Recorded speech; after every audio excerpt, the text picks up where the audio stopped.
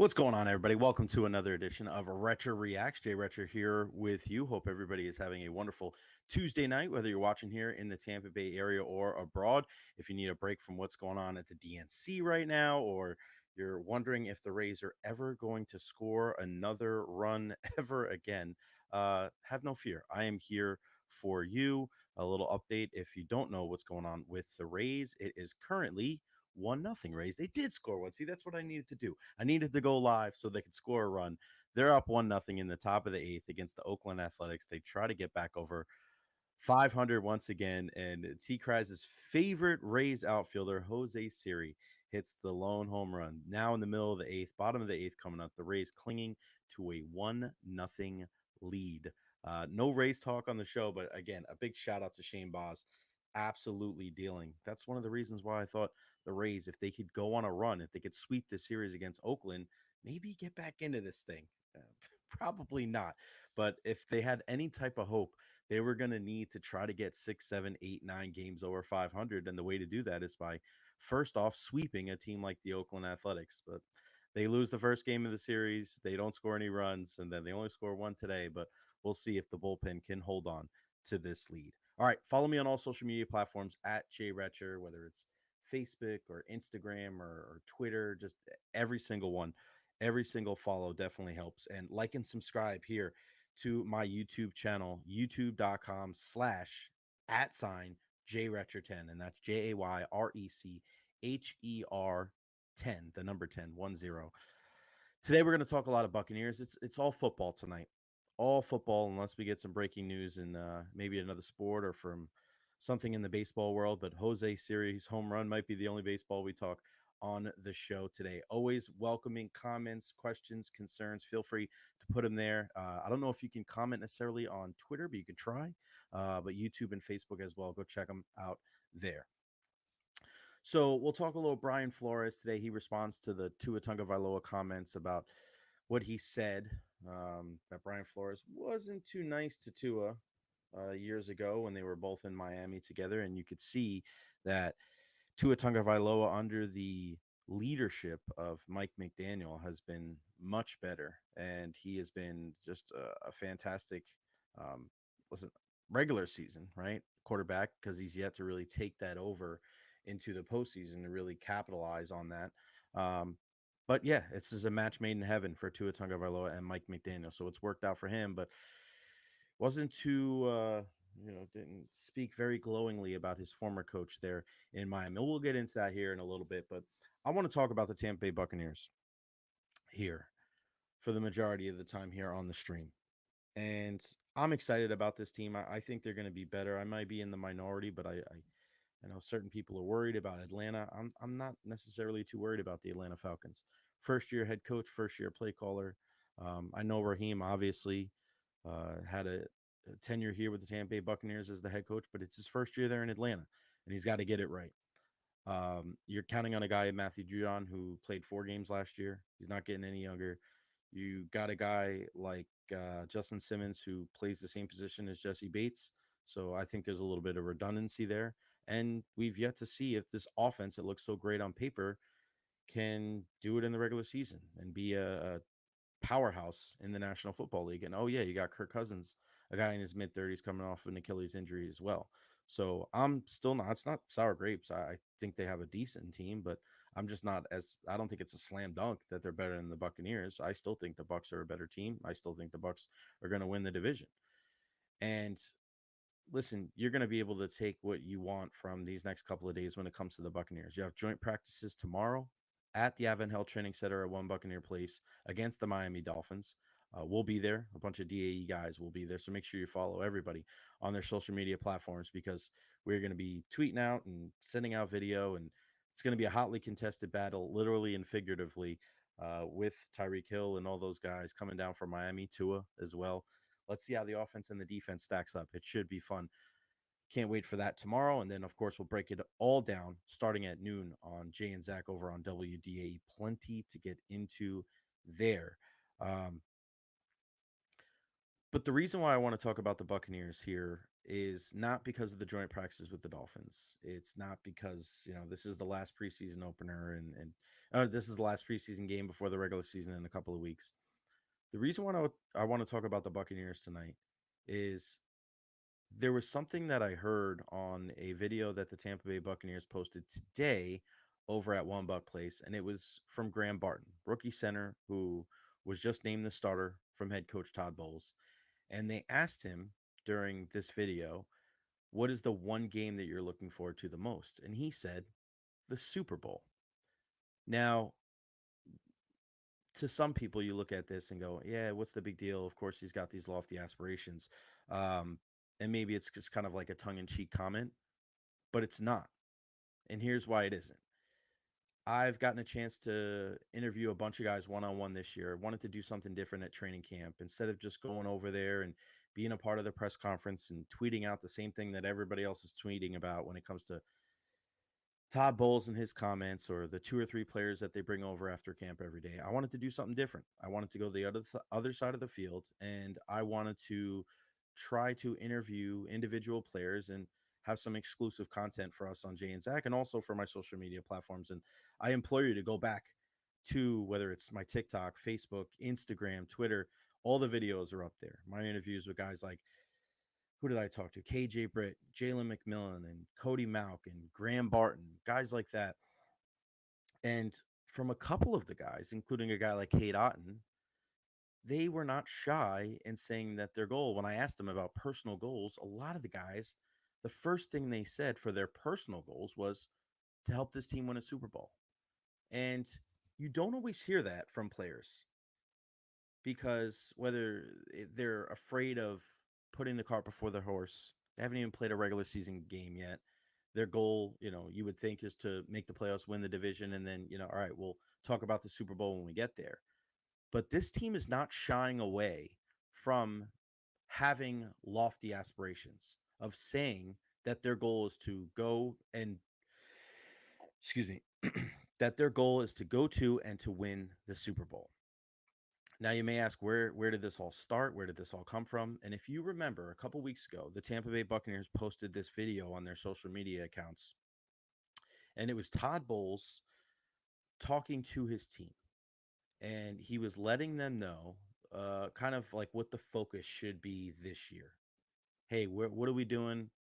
This isn't just one of those things where you're looking at like it's just some mumbo jumbo and just some coach speak that nobody really pays attention to or nobody cares about.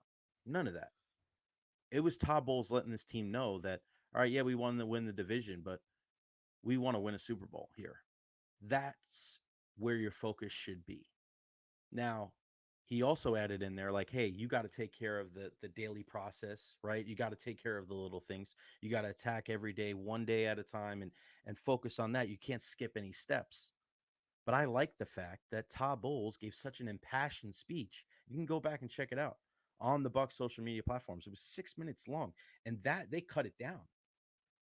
He was letting his players know, like, dream big. And for a guy like Todd Bowles, who has been heavily criticized for being a quieter guy, for not having any passion, they want more of a guy that's a rah-rah guy. Like Todd Bowles isn't that dude. Like, yeah, he's every once in a while in one of the post-game videos, he'll get a yeah. Like it's uh, that's it's cool to see. But don't mistake his quietness for weakness or for a guy that doesn't have passion and a guy that doesn't care and a guy that doesn't strive to win. And Todd Bowles has shown you in the last couple of years that like he's learning, he's evolving, he's becoming a better coach. And you saw it in that video. That's a guy that's filled with passion. He looks pretty stoic on the sideline, but don't think that is a man that's patrolling that sideline without any emotion. And you heard it in that video. He's imploring these guys, go out there, have these high goals, set that bar high. A division championship isn't good enough. You guys should go out there and to believe and to know that you can win every game out there. I like that. Hell, I love that. And for certain teams, I would be a little worried. For certain teams, I'd look at that and say, what are you doing? Why are you saying things like this? But just think about the team that he's talking to. This is a guy that knows what it looks like. He has a Super Bowl ring. Don't forget, he was the defensive coordinator just a couple of years ago under Bruce Arians. Think about some of the guys that are in that auditorium listening to him speak. The Levante Davids of the world, the Mike Evans of the world, the Will Golstons of the world, guys that have been to the top of the mountain, that have their own Super Bowl ring. I'm sure as hell that those guys appreciated that sentiment. Look at a guy like Baker Mayfield, thrown away by multiple teams. He was a bust. He never lived up to the lofty expectations. He's not a spring chicken either. He's been through the rigors of this football, rigors through. He's been through the rigors of the National Football League. He doesn't want to just make the playoffs. He wants to etch his name into immortality as well and win a Super Bowl. You look at the guys on the defense as well. Look at, to go along, I just mentioned Levante David, but Antoine Winfield Jr., right? He knows what that tastes like. Jamel Dean, Jordan Whitehead. You think Jordan Whitehead didn't want to come back and try to win another Super Bowl with the Buccaneers? Like, think about these kind of things. This team should feel like this. This team should set the bar high. Who cares what the outside noise is? Nobody in 2020 thought the Buccaneers was going to win this. The Buccaneers were going to win the Super Bowl. Tom Brady, no preseason. He's working out at Berkeley High School. Nobody thought that. People were just preying on their downfall. Will they make the playoffs? Maybe. They got the GOAT. Will they win a playoff game? Could happen. Would they win a Super Bowl? People weren't even talking about that. And they did. In their own building, second championship in franchise history. And they believed when nobody else did. And right now, with everybody looking at Atlanta, that's the sexy pick. Everybody thinks that they're going to be the bee's knees this year. Tampa Bay Buccaneers, in a certain way, are flying under the radar. But that's to the national media. That's to the pundits outside of the building over there at One Buccaneer Place. Because when you listen to Todd Bowles say that, hey, you should have lofty goals. You should believe that you're a Super Bowl contender. And then it wasn't just Todd that said that. Now you're hearing it from multiple players, young and old, that believe that this team could be a Super Bowl contender. It doesn't matter if nobody else believes. It just matters if they believe. And I like that type of attitude. If you're a team that has made the playoffs for the last couple of years and you've improved some of the things that you haven't done well, you haven't run the football well, you had to focus on the interior offensive line, you needed a better play caller. I mean, bam, bam, bam. They took care of all three of those things. You need another pass rusher, you get Braswell. You want another Swiss Army knife on defense, you get Tyke Smith. I mentioned Graham Barton. You got Elijah Klein as a depth piece. You got Devin Culp as a depth piece. Like, you look at this entire draft class, those guys are all ready to go. Now, are they going to be big-time contributors over 17 games? Yeah, who knows? We're hoping Graham Barton and maybe some of the early round picks are. But, man, it's exciting. It's exciting to see the Bucky Irvings of the world. It's exciting to see Jalen McMillan because they're not going to have everything heaped on them right away. They can learn from the Rashad Whites and the Mike Evans and the Chris Godwins. That should make you feel good as a Tampa Bay Buccaneers fan. And what makes me feel great is that they do have those lofty aspirations. I keep saying it, I know, but I kept trying to talk myself out of it. This isn't a good thing. You don't want to hear this from certain teams. I mean, you really kind of don't even hear the Kansas City Chiefs talk like this. And they've won back-to-back Super Bowls. But there's just certain teams, I think when you have a veteran head coach, when you have a veteran quarterback, when you have champions on both sides of the ball, I don't think this is asinine one bit. I think it's good to have some type of visualization.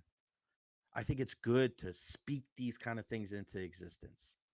And I'm excited for the 2024 season. The more I hear, the more I see from the Buccaneers, the more I like. And the more I think they're just going to prove all of the naysayers wrong.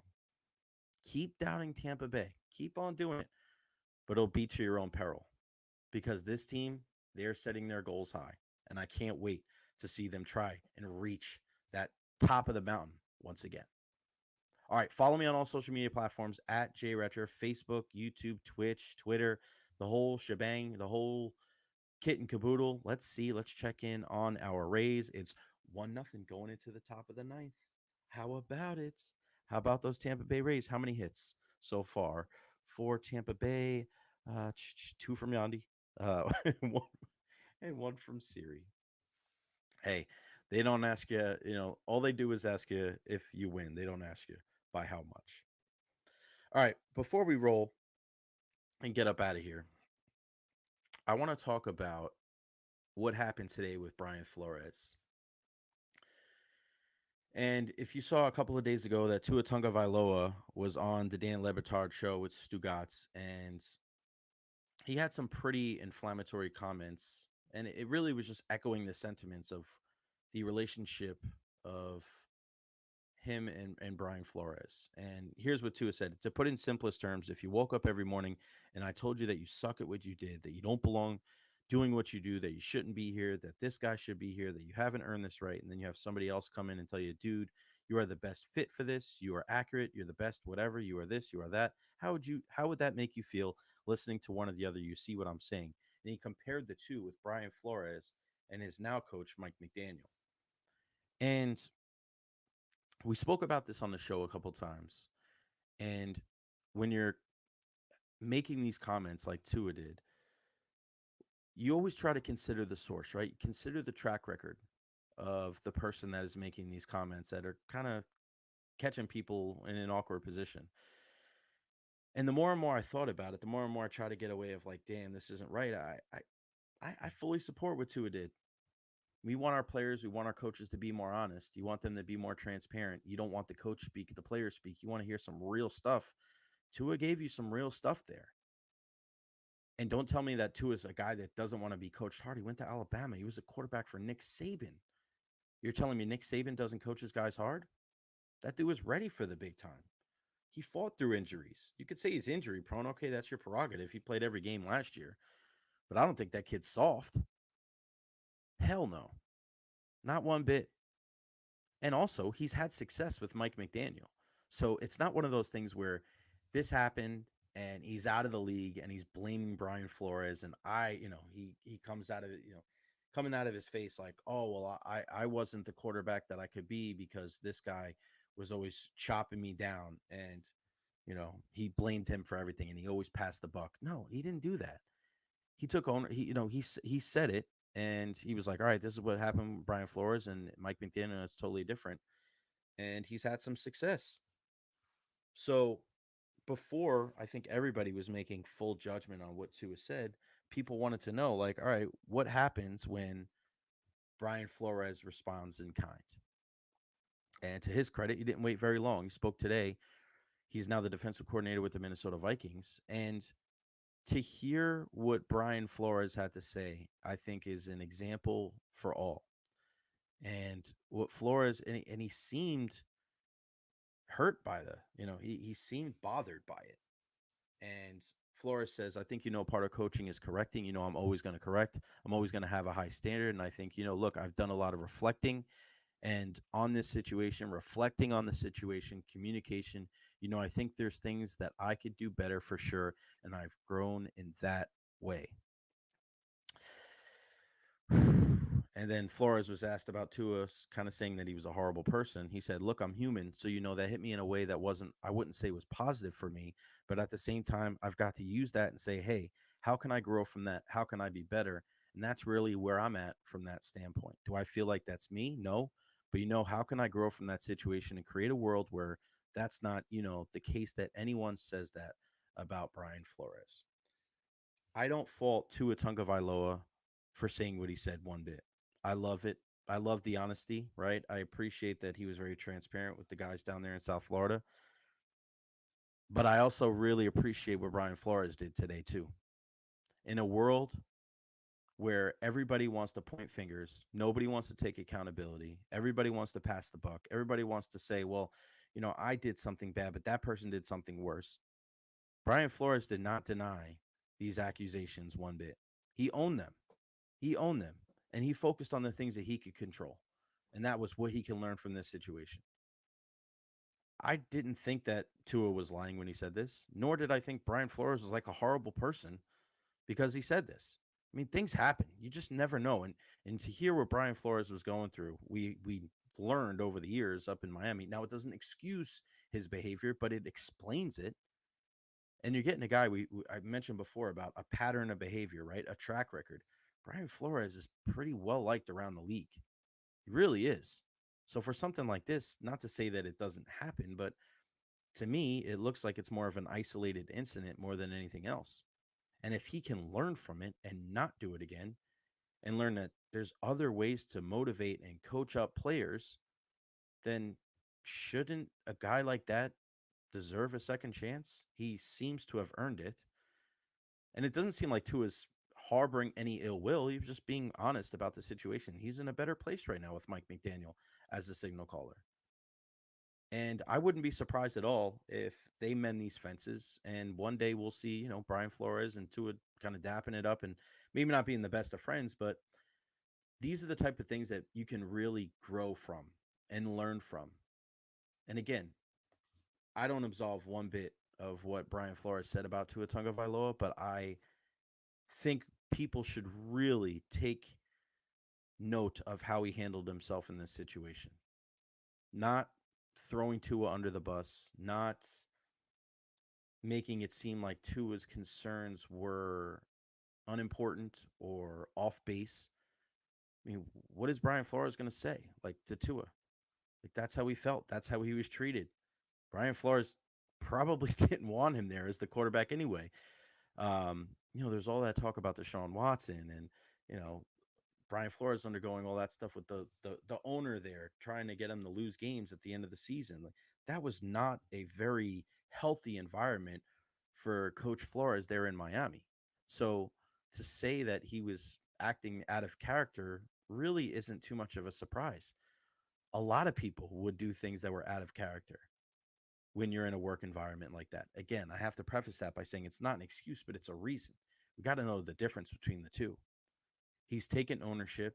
He realizes that it's a learning experience, and now he's moving on as the DC of the Minnesota Vikings.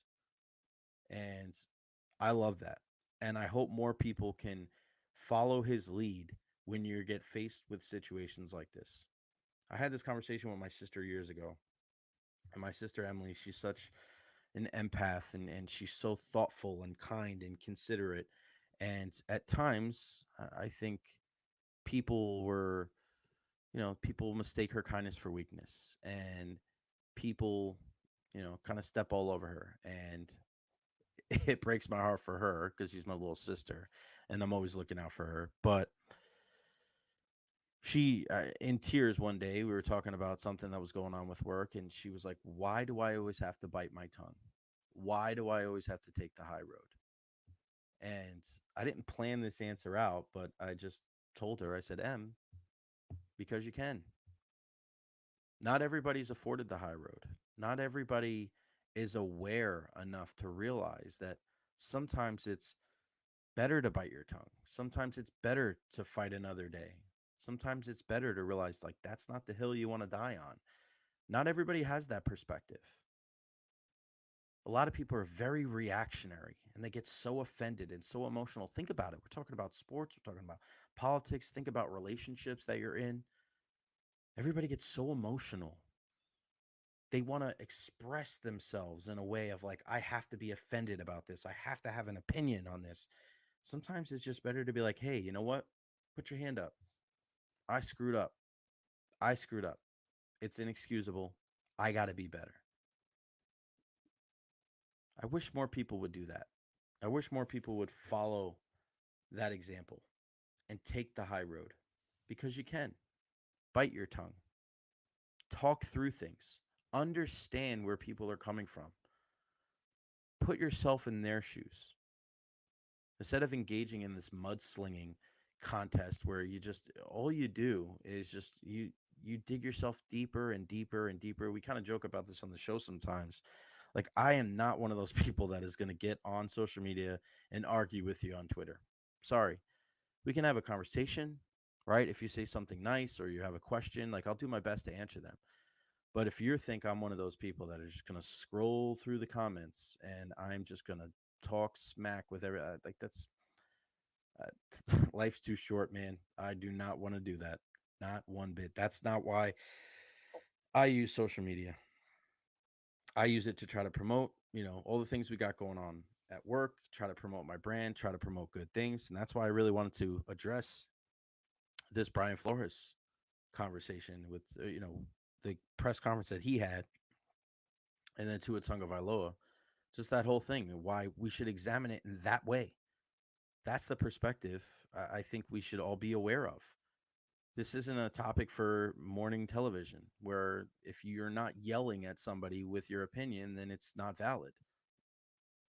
I think that's a bunch of shit, to be honest with you. That's not what I enjoy. That's why I don't watch it anymore in the morning. I used to watch SportsCenter every single morning waking up. I don't turn on ESPN unless there's a game on. That's really the only time, because I feel like you shouldn't have to yell at people to get your point across. You shouldn't have to demean other people to give a take on something. You shouldn't have a conversation like this about Tua Tagovailoa and Brian Flores and feel like you have to pick a side. Tua's a Tua's being a bitch. You should just man up. That's what I saw people say. Brian Flores is horrible. We should get rid of him. He shouldn't be coaching in the National Football League. Get over yourself. These kinds of things happen. We're human. Disagreements happen. Quabbles happen. People make mistakes, but you know what people do? They move on. We're a very resilient human race, and I think we should not forget that. All right, that's gonna wrap it up for me. I gotta get rolling. It is getting late. The Rays win 1-0. How about our Tampa Bay Rays? Edwin Uceta with the save, his first. Shane Boz with the victory, his first win of the year. 7 2/3 for the Wizard of Boz. 3 hits, 4 Ks, and 3 ponchas, and the lone run coming from Jose Siri. Everybody go right now and tweet at Tom Krasnicki at Tgraz and say, thank God Jose Siri didn't get DFA'd. That would be hilarious. Also, before I go, new book that has come out from one of the best assistant coaches of all time. Tony Dungy says he's the greatest assistant football coach ever. And that's Tom Moore. And it's titled Players Coach from Bradshaw to Manning, Brady, and Beyond. And it was written by our good buddy Rick Stroud from the Tampa Bay Times. You hear him all the time on the Insiders, on WDAE on Sundays, and also, um, throughout the weeks on WDAE. And he's one of the guys that when I interned, the first show I ever interned on was Rick Stroud and Tom Jones. So got a lot of love for those guys. They really, helped me out on my journey to 10 years now at iHeartRadio. So all the best to Rick Stroud, and I can't wait to get my hands on that book and start reading. I got to read Sitting Ringside with my guy David Penzer. I got to read Wrestling with Fatherhood, my guy Titus O'Neil. I usually do my reading when I travel, but I said I wasn't going to travel until the holidays, but I gotta find some other time to crack open a book and start reading. But make sure you follow us. Make sure you tune in tomorrow. Tomorrow's going to be a great day. Joint practices once again over at the Avon Hill Training Center at One Buccaneer Place. Uh, Dolphins and Buccaneers will all be there. The whole DAE crew, or most of the DAE crew, will be there. And we'll have all the information starting at noon on DAE with Zach Blobner and myself, James Donlin, doing a great job as our executive producer. He's really added another element to our show. Super grateful that he's come on board.